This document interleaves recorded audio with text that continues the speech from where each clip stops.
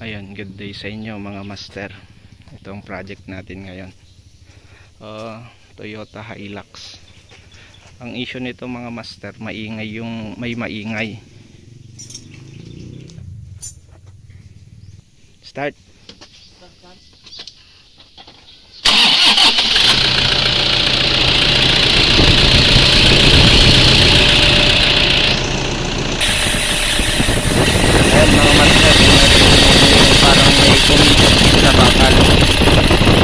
Kalimitan mga master sa mga Toyota yung bearing ng alternator, di ba man?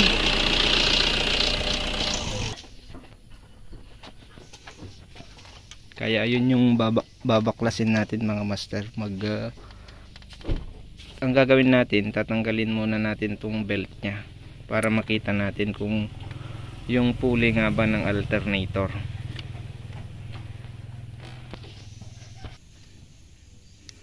Yan mga master, naakuan na natin yung belt nya. Ito yung alternator pulley. Yan, kung naririnig nyo mga master, meron siyang may umiingay pag iniikot. Yan o. Malakas yan yung umiingay pagka umaandar.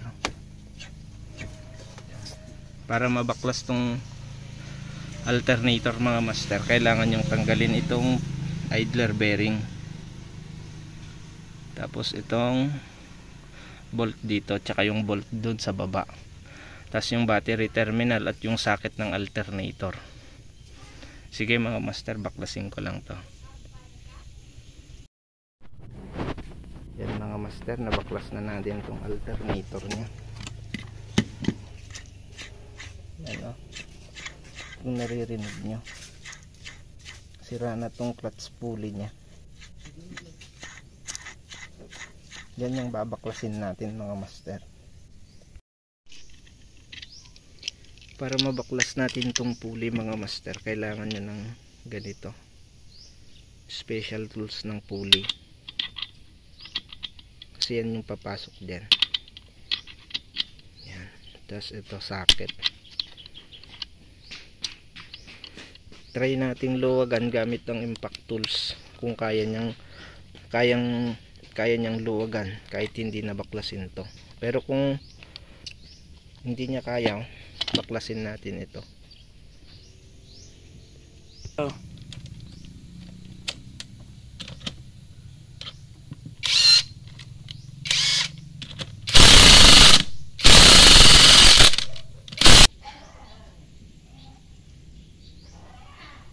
Yan mga master, naluwagan na natin itong pulley nya. Ito yung papalitan natin mga master, kasi sira na itong bearing sa loob nya.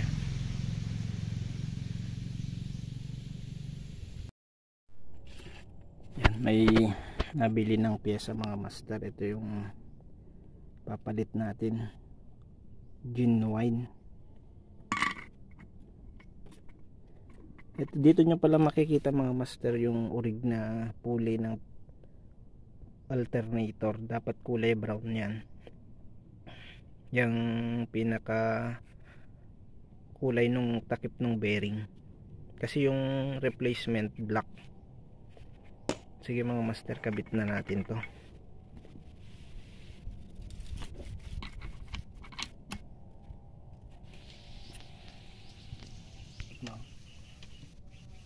Matan.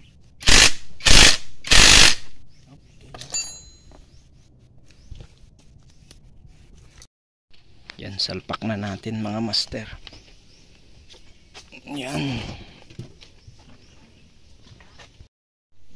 Yan, nakabit na natin mga master.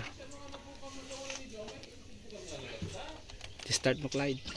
Start na natin mga master. Tingnan natin kung nawala na yung maingay.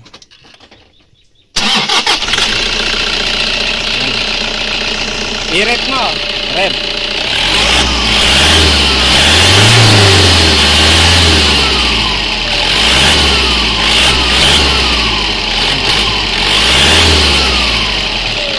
Okay na mga master. Nawala na yung maingay.